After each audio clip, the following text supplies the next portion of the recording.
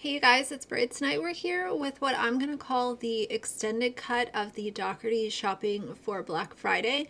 Alicia said a couple things in the YouTube version of this extravaganza that they went on that I wanted to share with you guys. So if you're interested, please keep watching.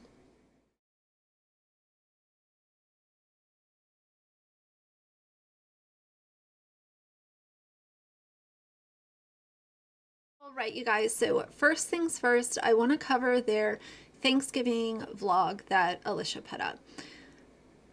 I could watch the whole thing and poke fun at the food that they had and, you know, silly opinions. Sure, I could do that, but I'm not going to.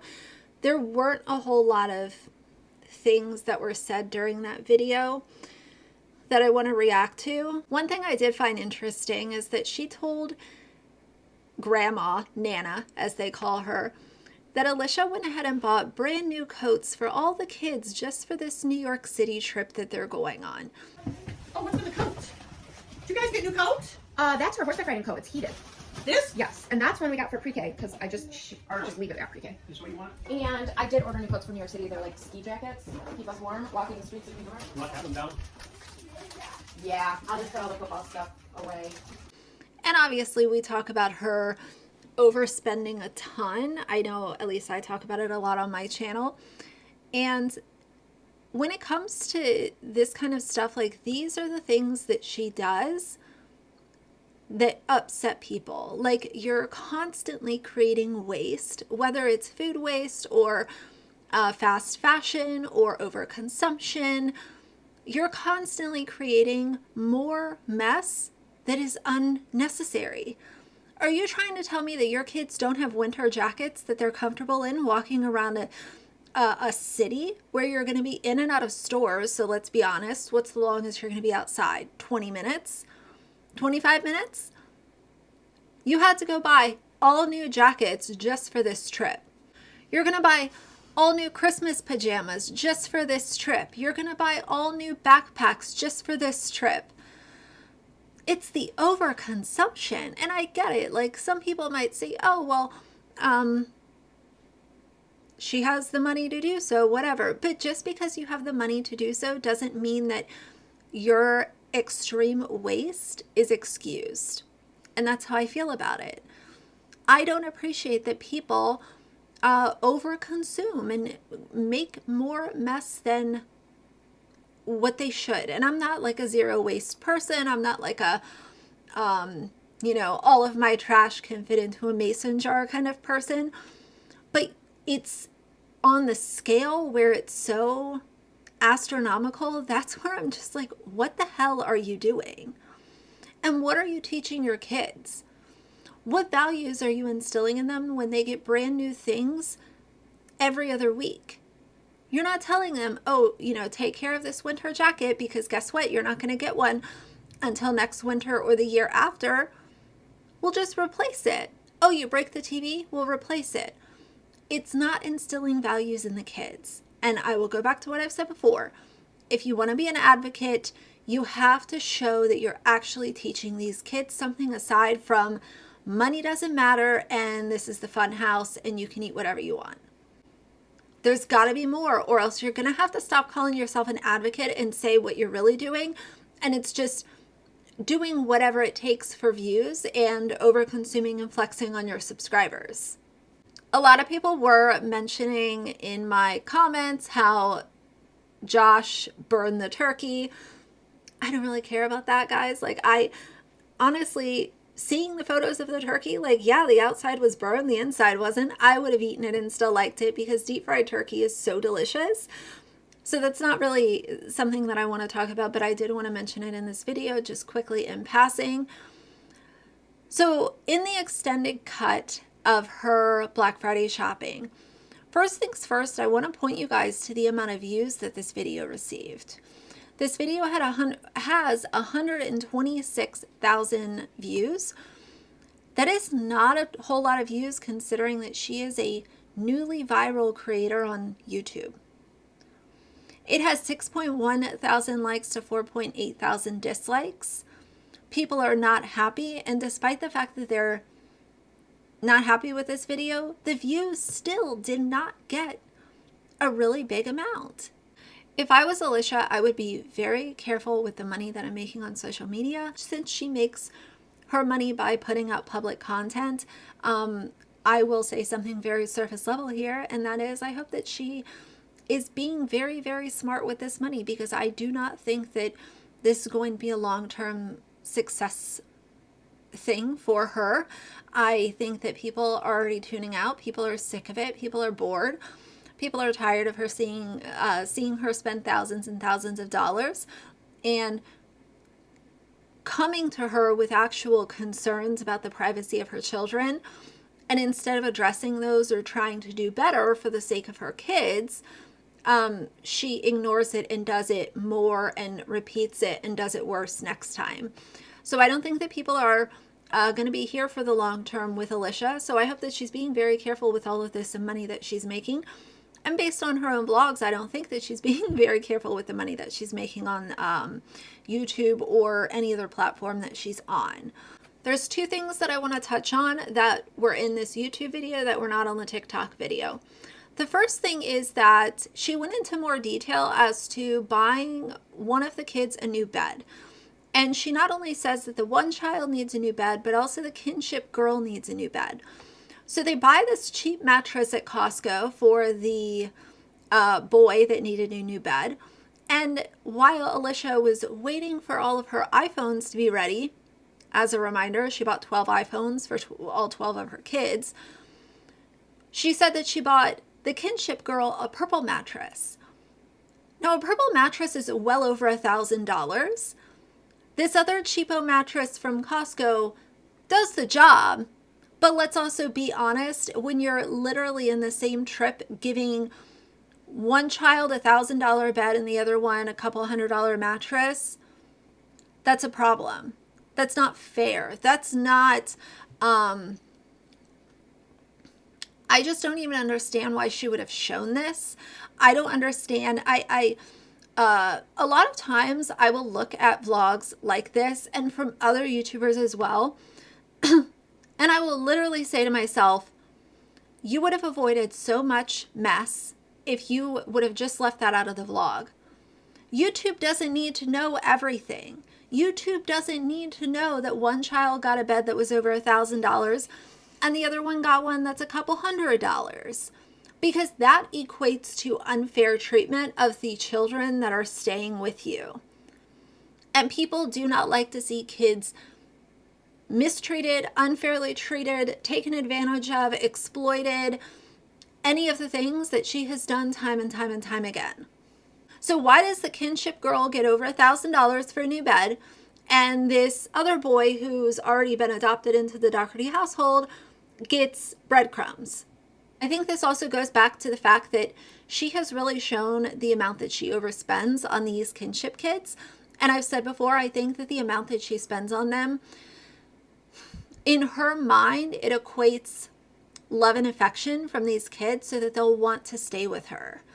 They'll be, quote, happy if they're staying with her long term because she buys them stuff.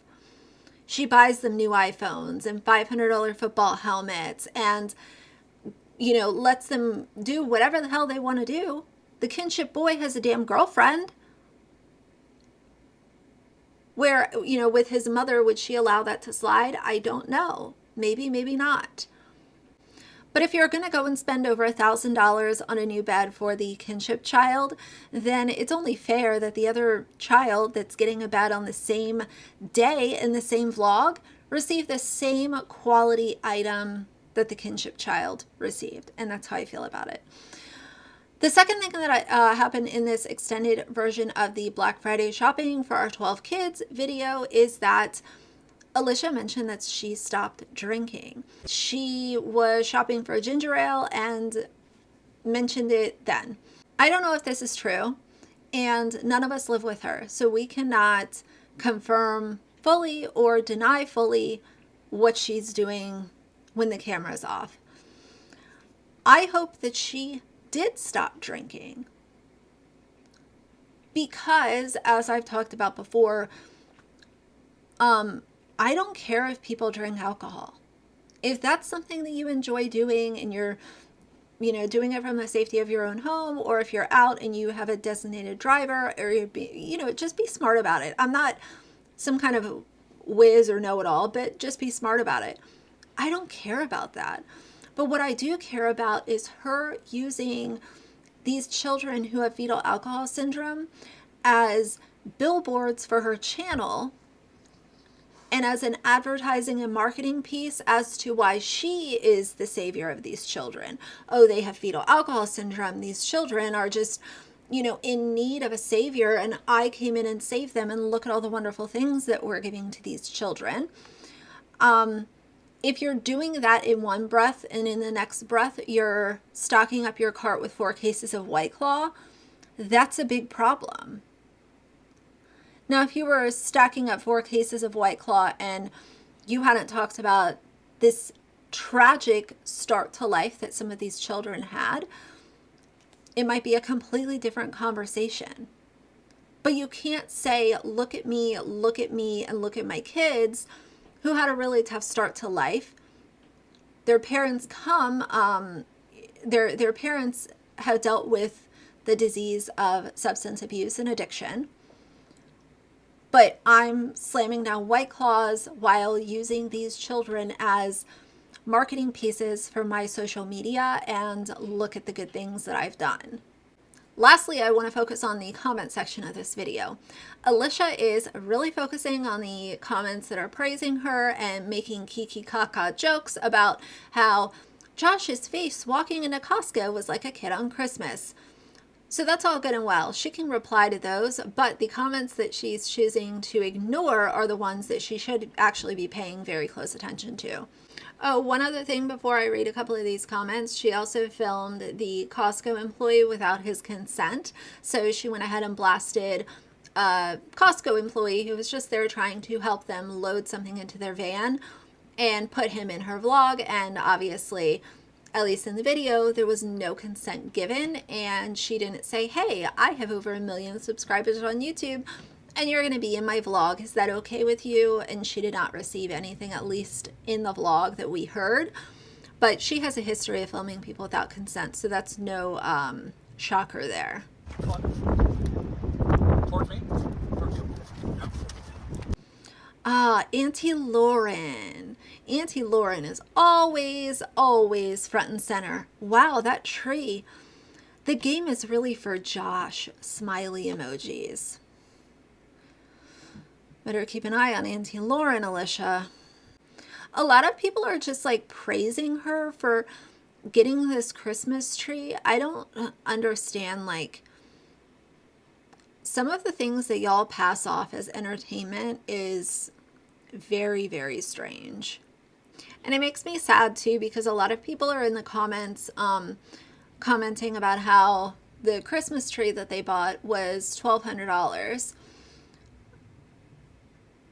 She doesn't even put herself in the shoes of what someone else might be experiencing, not being able to even buy a Christmas tree for their children. She also mentioned how they supposedly donate their Christmas trees. How about instead of just buying something else that you need to eventually get rid of because it's trash to you, that is something really simple where, like, keep your damn Christmas tree. I don't understand the nonsense. Oh my God. Someone said, wow, I spent $130 on groceries and I feel guilty. I try to live humbly, but watching this, wow. You have such a big heart, Alicia. Why? Because she buys stuff? Because she buys stuff for kids? What would she be doing if she wasn't making all of this money off social media? She wouldn't be buying them nearly as much. She uses materialistic garbage as her exchange for attention from her children. That is not okay. And a couple people also made a good point, and I thought about this when I saw the TikTok a couple days ago. Your kids are going to see this. Like, your kids watch your YouTube videos and they're on your TikTok, so it's not a surprise that they're getting iPhones. It's not a surprise that they're getting this video game. So I get it. You have to film everything and put it on YouTube, but like, where are the surprises coming in if your kids are on your own social media platforms? Two shopaholics, perfect for each other. What are you teaching your kids? And someone else did mention that the kinship girl just got a new iPhone, like for her birthday a couple months ago. That's wild. Like my last iPhone, I had for 2 years. I don't understand. Just everything is brand new. Everything is new. Everything else needs to go away. Shove it into a corner, put it under the bed so that we can just buy all new stuff. What values are you teaching your kids? How much money do you make? And of course, Lauren is over here again, standing for her number one, idol. People don't have to agree with the choices Alicia makes. If you don't agree, keep scrolling instead of trolling.